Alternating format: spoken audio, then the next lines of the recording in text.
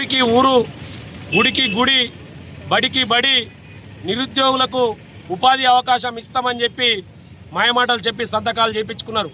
సంతకాలు చేయించుకున్న తర్వాత మీరు ఈ ఊరును కాల్ చేసి వెళ్ళాలి అని చెప్పినప్పుడు అక్కడ ఉన్న ముంపు బాధితులు ఒక కుటుంబంలో ఎంతమంది ఉన్నారో అంతమందికి పరిహారాలు రాలేదు, ప్యాకేజీలు రాలేదు, మా ఇండ్ల పైసలు రాలేదు, జాగా పైసలు రాలేదని చెప్పినప్పుడు ఏవైతే పెండింగ్ ఉన్నాయో అవి మీకు తప్పకుండా ఇస్తామని చెప్పారు. ఆ రోజు కొంతమంది చెప్పిన మాటలను బట్టి ఊరు కాల్ చేసి ఇక్కడికి వచ్చినాం.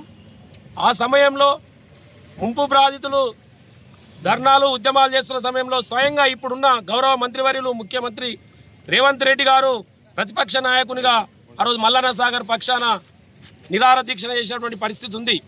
కాలక్రమేణా జనరల్ ఎలక్షన్లు వచ్చినప్పుడు బీఆర్ఎస్ ప్రభుత్వం మారి కాంగ్రెస్ ప్రభుత్వం వచ్చింది.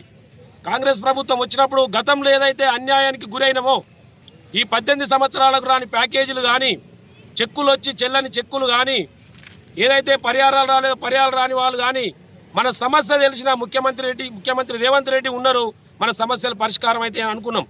కానీ గత 2 సంవత్సరాల నుంచి చూసినట్టుంటే ప్రస్తుతం ఉన్న ప్రభుత్వం ఇటువైపు కన్నెత్తి చూడకుండా ముంపు బాధితుల పక్షాన నిర్లక్ష్యం వహిస్తూ ఉంది.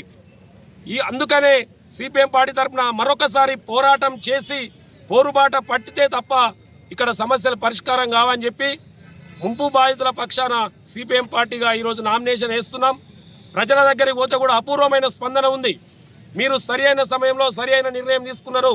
ఇది ఏటిగడ్డ కృష్ణాపూర్లో ఒక 12 వార్డుకు సంబంధించిన ఎలక్షన్ కాదు, ఇది ముంపు గ్రామాల్లో ఉన్న 6 వార్డులకు సంబంధించిన ఎన్నిక. ఈ 12వ వార్డు గెలవడం ద్వారా ప్రతి ఒక్క ముంపు బాధితునికి న్యాయం జరుగుతుందని చెప్పి కూడా స్వచ్ఛందంగా పాల్గొంటున్నటువంటి పరిస్థితి ఉంది. కొందరైతే మనకు స్వయంగా ఈరోజు నామినేషన్ వేస్తే మాతో పనిచేసే ఉద్యమ సహచరుడు నాచగోని వేణుగోపాల్ గారు ఫోన్ చేసి ఆయన నామినేషన్ ఫీజు కూడా నాకు పంపించినటువంటి పరిస్థితి ఉంది. ఏదైతే కృష్ణాపూర్ వాళ్ళు వలసవాదులు వేరే దగ్గర జీవిస్తున్న వాళ్ళు మేము నీ ఖర్చులకు డబ్బులు పంపిస్తామని చెప్తా ఉన్నారు.